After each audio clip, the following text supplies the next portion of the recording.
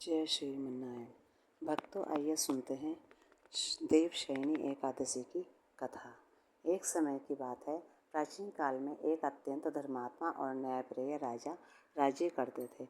उनकी प्रजा सुखी, संपन्न और भगवान विष्णु की भक्त थी। पूरे राज्य में धर्म, सत्य और दया का वातावरण था। कुछ वर्षों बाद राज्य में भयंकर अकाल पड़ गया। वर्षा बंद हो गई, नदियाँ सूखने लगी, खेत बंजर हो गए और अन्न का संकट छा गया। प्रजा भूख और प्यास से व्याकुल होकर राजा के पास पहुंची और बोली, राजन, आप हमारे पालनहार हैं, अन्नदाता हैं। कृपया ऐसे उपाय करें जिससे हमारे राज्य में फिर से सुख समृद्धि का वास हो जाए। राजा को अपनी प्रजा का दुख देखकर बहुत पीड़ा हुई। वे समाधान की खोज में जंगल की ओर निकल पड़े। अनेक ऋषि मुनियों के आश्रमों में पहुंचकर उन्होंने मार्गदर्शन मांगा। अंत में वे महान तपस्वी ऋषि अंगिरा के आश्रम पहुँचे। राजा ने हाथ जोड़कर कहा, हे गुरुदेव, मेरा राज्य धर्मपरायण है, फिर भी वर्षा नहीं हो रही है। कृपया इस संकट से मुक्ति का उपाय बताइए। ऋषि अंगिरा ने ध्यान लगाकर बोले, राजन, इस समय आषाढ़ शुक्ल पक्ष की देवशयनी एकादशी आने वाली है।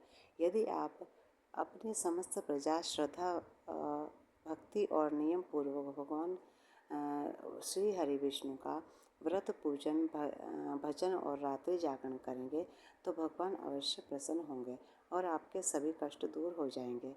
राजा ने पूरे राज्य में घोषणा करवा दी कि एकादशी के दिन सभी लोगों ने प्रातः स्नान किया, भगवान विष्णु का पूजन किया, व्रत रखा, तुलसी दल अर्पित किए, कथा सुनी और पूरे मन से ओम नमः भगवते वासुदेवाय मंत्र का कई बार जाप किया। रात्रि भर जागरण किया, भजन कीर्तन किया और प्रभु का स्मरण किया। भगवान विष्णु अपने भक्तों की सच्ची भक्ति से प्रसन्न हुए। अगले ही दिन आकाश में बादल छा गए, तेज वर्षा होने लगी, सूखी नदियां भर गई, खेत लहरा उठे और पूरे राज्य में फिर से सुख समृद्धि लौट आई। प्रजा ने भगवान विष्णु का गुणगान किया और राजा की प्रशंसा की। तभी से यह मान्यता है कि आषाढ़ शुक्ल पक्ष की एकादशी के दिन भगवान श्री हरि क्षीर सागर में योग निद्रा में प्रवेश करते हैं। इसी कारण इसे देवशयनी या हरिशयनी एकादशी भी कहा जाता है। इस दिन से चातुर्मास का आरंभ होता है और 4 महीने बाद देवशयनी एकादशी पर भगवान जागृत होते हैं। देवशयनी एकादशी का व्रत सच्ची श्रद्धा, निष्काम भक्ति, व्रत, दान और भगवान विष्णु का स्मरण जीवन के बड़े से बड़े कष्ट को भी दूर कर सकता है। जो भक्त इस व्रत को श्रद्धापूर्वक करते हैं उनके जीवन में सुख, शांति, समृद्धि और भगवान विष्णु की कृपा बनी रहती है। जो भी भक्तजन इस व्रत को करता है वह पूरे दिन ओम नमः भगवते वासुदेवाय का जाप करे। यदि यह कथा आपको पसंद आई हो तो लाइक करें, सब्सक्राइब करें और अपने मित्रों के साथ शेयर करना ना भूलें। ओम श्री विष्णुवे नमः।